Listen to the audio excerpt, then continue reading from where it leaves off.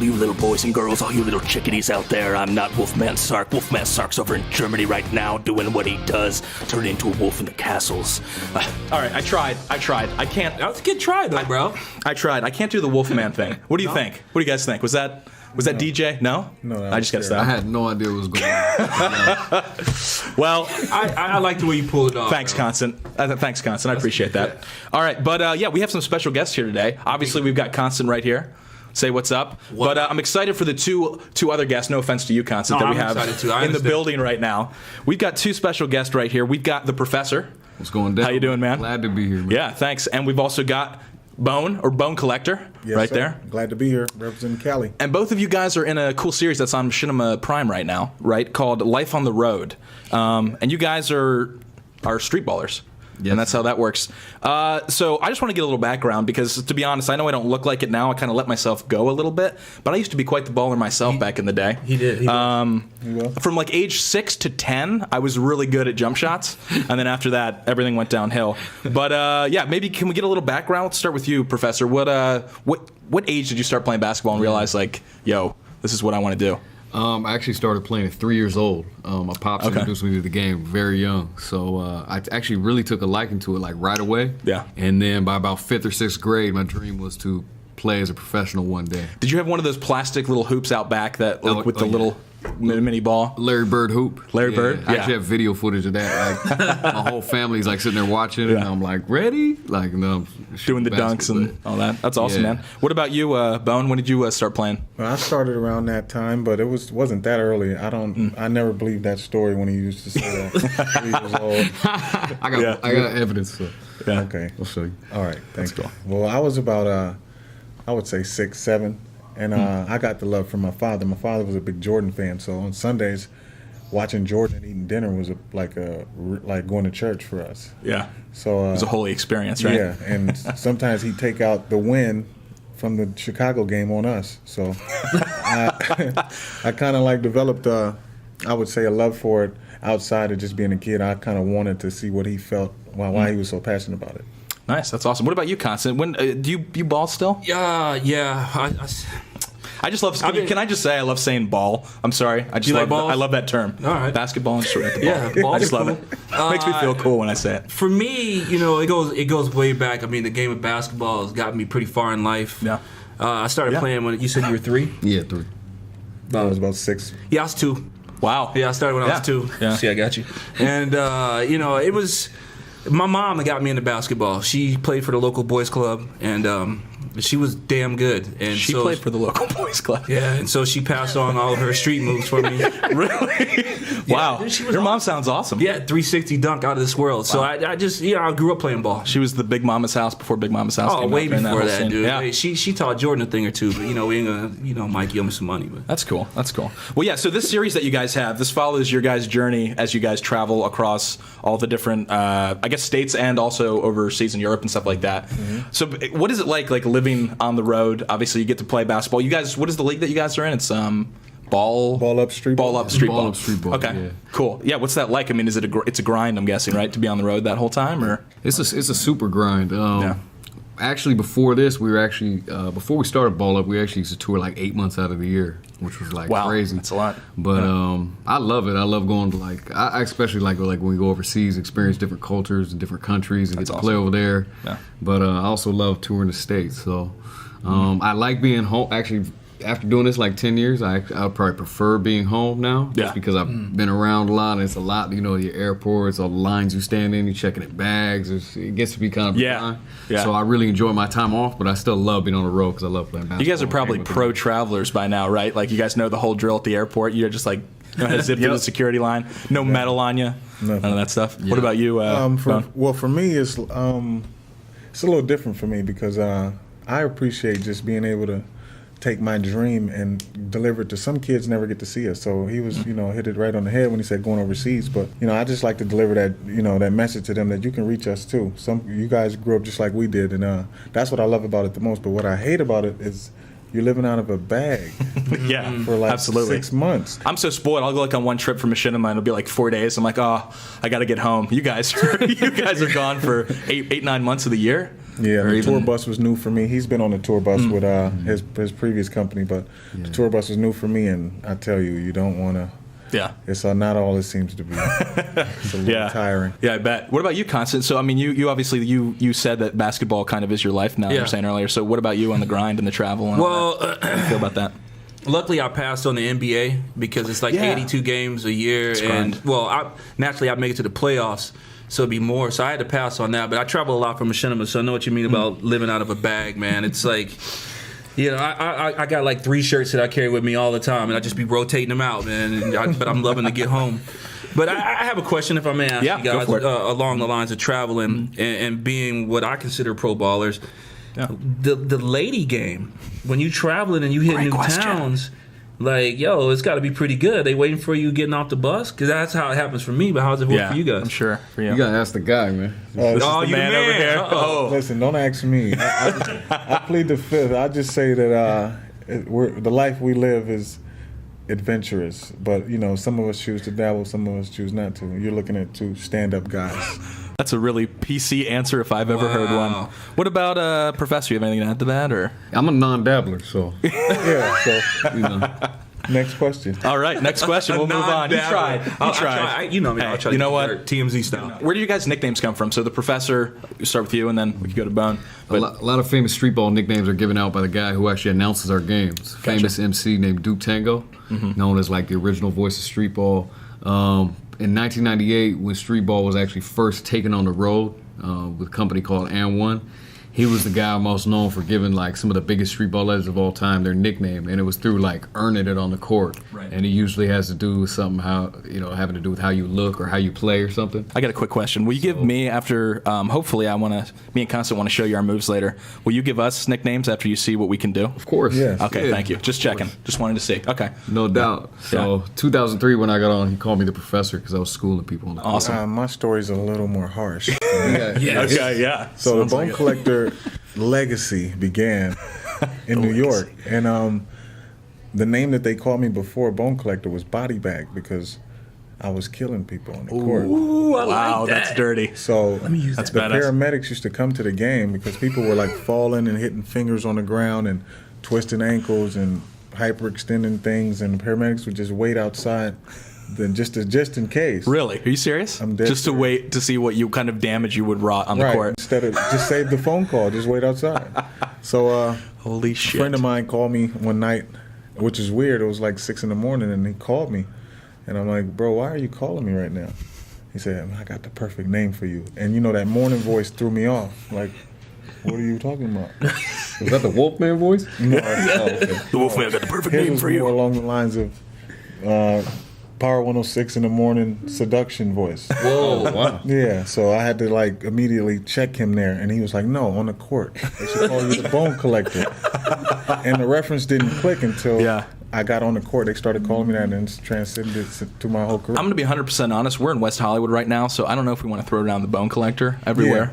So it could be a little dangerous. Yeah, it could. So It just could. giving you a pro tip out there, just don't throw that out everywhere. Yeah. In West Hollywood, but BC. Yeah, there you go. That's how you Get are. off the block. I'm BC till I get off the block. Oh, yeah. BC. Yeah, absolutely. Gotta be careful. So have you guys? What's it like being on in like a YouTube series? Have you guys watched any of the stuff that's gone up on the channel on Prime yet? And Yeah. seen how Yeah. it's cut together? How is it different from? Because I know you guys have been like on ESPN and stuff like that, interviewed.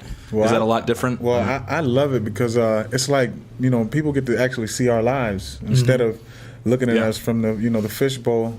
And sometimes when we go around, people wonder and they ask questions about like, well, how do you guys prepare and how do you guys do this? Now you get to see it all. You get to see us home. You get to see our stories.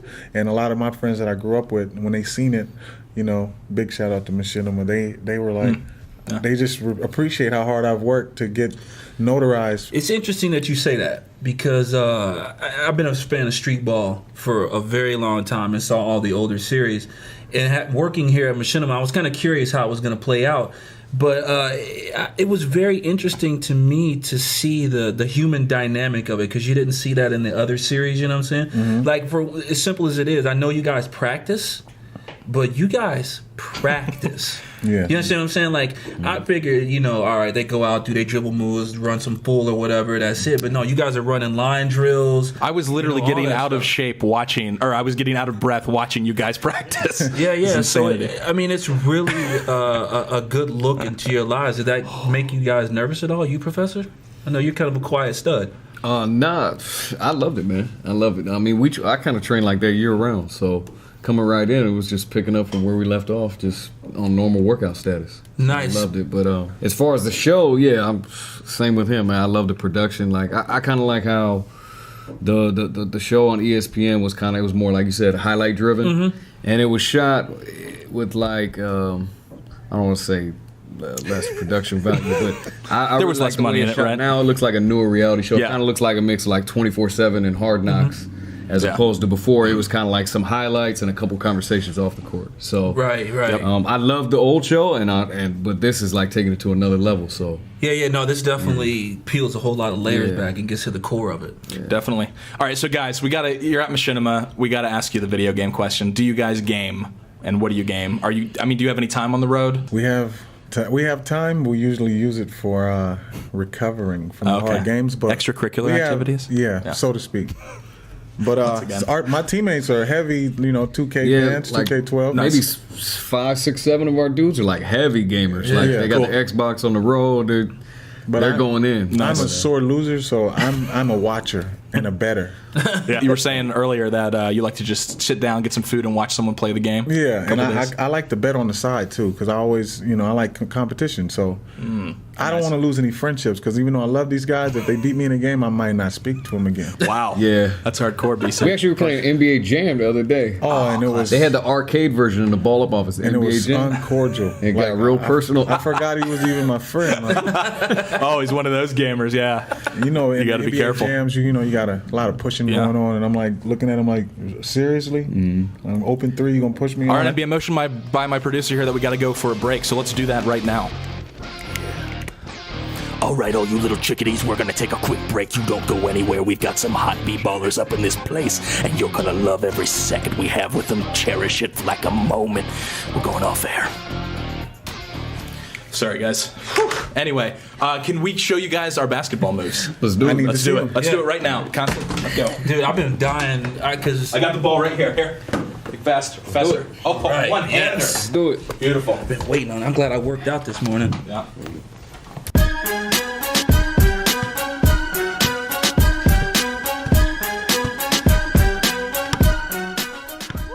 All right, let's see what's really going on. Oh. Okay, so that's a mix of schoolgirl, Professor. I'm that little schoolgirl. Woo! That's Kevin Love mixed with some Cedric Ceballos mixed with Iverson. First of all, to jump in the air with sandals on is a no-no. First of all. Yeah, that's an ankle issue. Yeah, but let me see some through the leg moves. Okay, here we go. Show them what's up. Ooh! If that's reverse, they ain't even picking that up. Yeah, Your game is so strong. Let me. Yeah. Oh, are you ready? I'm with it. I'm ready for the rock. Can you handle the rock? What do you think, man? Oh, what's his game resemble?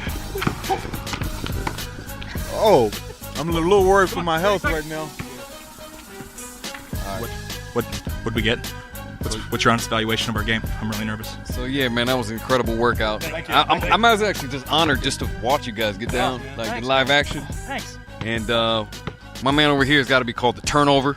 He was very, very close to breaking a window, so that's always good in street ball. Turnover. You break the glass on the rim. And my guy, being that I'm the bone collector, I dub him the ACL tear, because every move he makes, he looks hurt, and he has to live with that. And what's being street ball legends, and we're not being critical. They gave us our names based on our performance.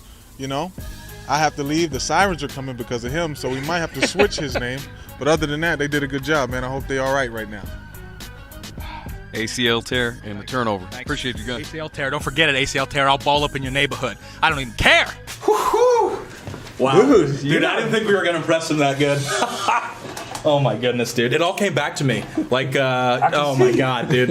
It all came back. You were like a cross. That's why you can't teach this stuff, dude. You can't teach it. Yeah. I was born with it, so. You were kind of like a cross between like Bobby Hurley and Danny Ainge rolled up into one. Right? Yeah, exactly. I was pretty impressed, man. Welcome back to. Oh, we're not on air yet. Hold on.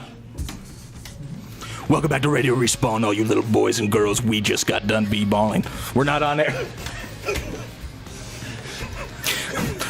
Sorry about that. You didn't even hear that, little chickadees. We're all back here with Bone Collector, with the Professor, with Concert. We got done b-balling, and we're ready to go. We're ready to talk more topics. I hope you tucked yourselves in tight in bed, because it's about to get real dirty and dark right now. No, it's actually not. Sorry. All right, we're still on air. You run the second. That is difficult. That is a difficult voice to keep up. I don't know how Sark does it every week. Yeah, I don't know how he does it either. Yeah. So, all right. Well, let's get back into the topics here real quick. Okay, so we got to talk movies here. Have you guys get any time to see movies? I know, Constant, you're a movie guy, but I don't know about you guys. You guys are always traveling.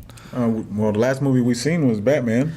Okay, awesome. Yeah. All right, good. We've been talking about Batman for, it seems like, 3 weeks on the show, but it's always good. Let's rehash it. What did you guys think of the final movie and the pull no punches? What was your thoughts? I thought it was sick, but I was disappointed. It is the final movie. Like, are you serious? You're gonna leave it right there? Dang. I love the movie, but why would you make it the last movie when you're introducing Robin at the end? What's the point? It's another fair point. That's a fair point. That wasn't even my major gripe, but those are now. I liked it overall too. I thought it was a little. I don't know. I think I rated it like an 8 out of 10. Right. I don't know. I had a couple problems with it. Constant, what did you think about The Dark Knight? Wow. I didn't like it. Okay. Didn't like it? No. At all? I gotta hear what was the downfall? You know what? Here's I haven't been a fan of Batman at all in general. Like, I mean, I don't hate the guy or anything like that. You know, but I just never been a fan of that franchise. I'm more of a Spider-Man, Superman dude. So yeah, I hear you. Honestly, I wasn't a fan up until they made this newer, like, gritty. The latest trilogy to me was like off the charts, but before that it was kind of like cartoony. I wasn't really a fan of it. See, I used to watch the older versions, like, online and stuff like that. I used to watch the TV joint. That's like what I like. The TV, yeah, schmack. I like that. That was dope. I like well, that. It's funny that Constant, you brought up Spider-Man in that sentence real quick. I got a quick question for our guests, and the way you answer the question will determine whether or not you stay on the show. What did you guys think of Spider-Man 3? Did you guys see the third movie that Sam Raimi did? I've seen it. What'd you guys think about that movie? Well, you're talking about Spider-Man 3. You're talking about the new one. I'm sorry. Yeah, I'm not talking about the newest one. I'm talking about the old. In the old trilogy. Not the newest one. Not the newest. I'm gonna be honest. I can't even remember. I didn't even see it. Oh, Spider-Man God 3. bless you. You can't remember that thing. What a fucking piece of shit. You didn't miss anything. It is one of the worst films ever made, and literally every opportunity I get to shit on that film, I do. Awful. Who was the villain in that movie? That's the problem. There was multiple. They had Venom. Yeah. They had Sandman. They had who God knows who else. They had Topher Grace playing. I can't even. I'm sorry. I'm getting worked up about it. I can't talk about it. Blood pressure. It was awful. It's terrible. Spider-Man 3, never watch it. Anyway, this weekend I went and saw The Campaign with Will Ferrell and Zach Galifianakis, and we got seen the ads for that. It looks funny. Yeah, it was good. It wasn't. I guess my overall question is, even if you guys haven't seen the movie, do you guys feel the Will Ferrell bit is running a little thin? Because you know how Will Ferrell plays. He's got a certain character that he plays in pretty much every movie. He's ridiculous.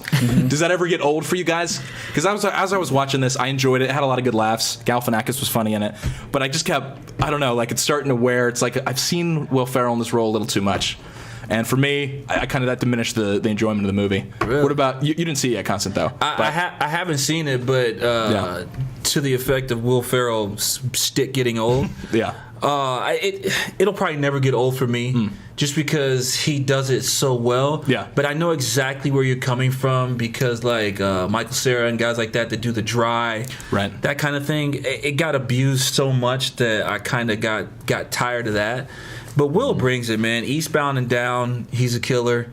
He's awesome in that. Yeah. You just can't go wrong, but part of it is you do know what you're going to get. Same with Vince Vaughn, too. Yeah, absolutely. What about you guys? Do you guys have any opinions on? I kind of think it depends on his co-star as to how funny he's going to be. That's true. Yeah, and this one, Galifianakis was hilarious. He was really good.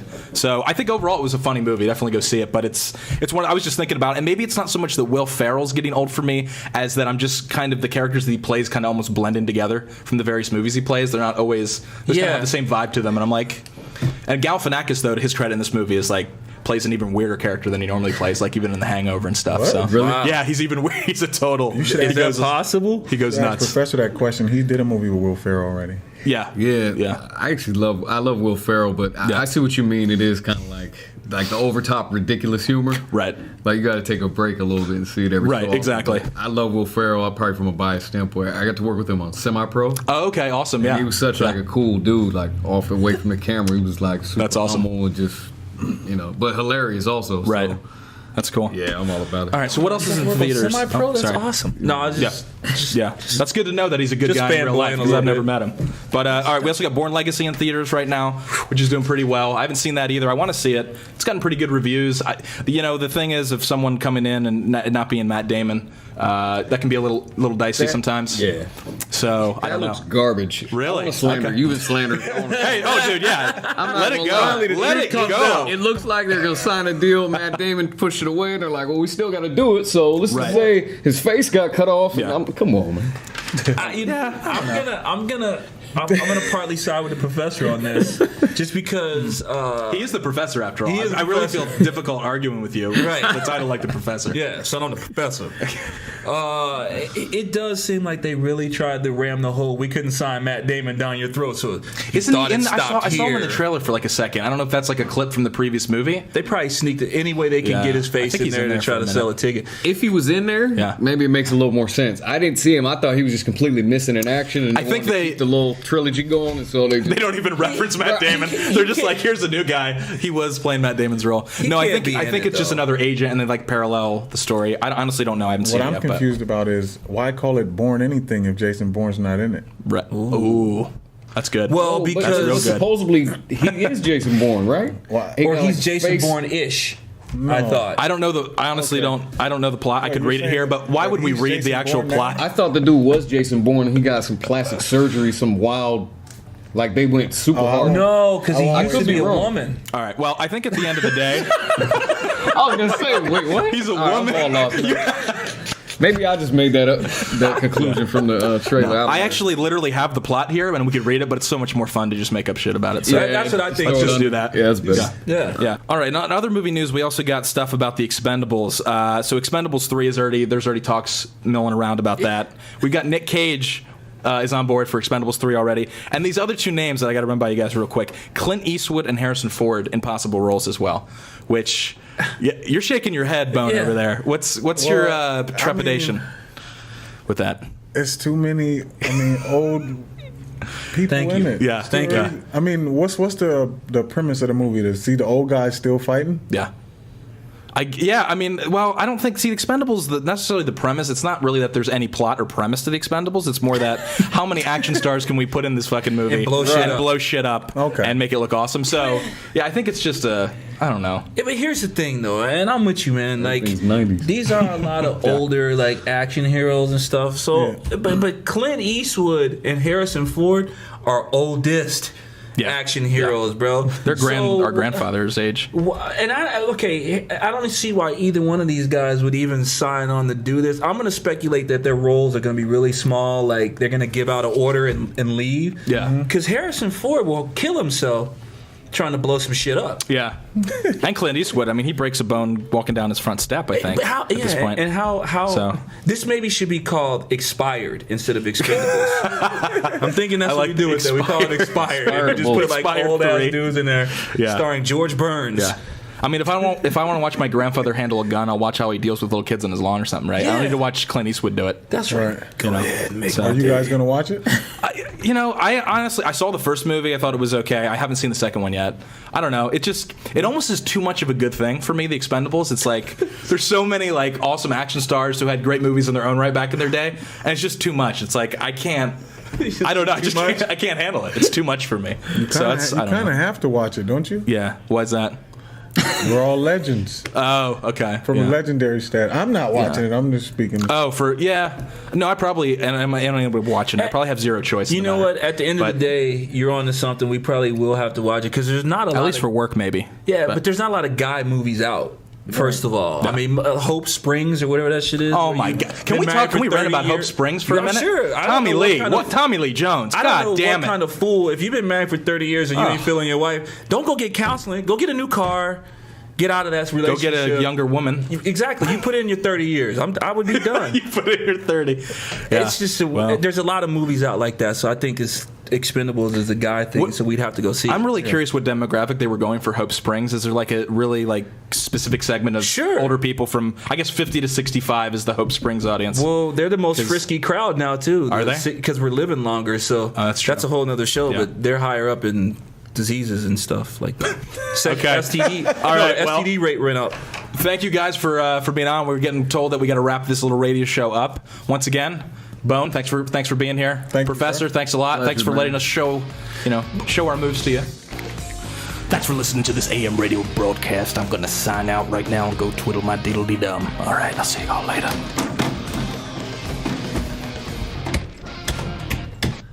Are we off? Are we off air? You're gonna twiddle your diddle-dee-dum? I'm sorry. Listen, I put the glasses on and I don't know. It does transform. It transforms you.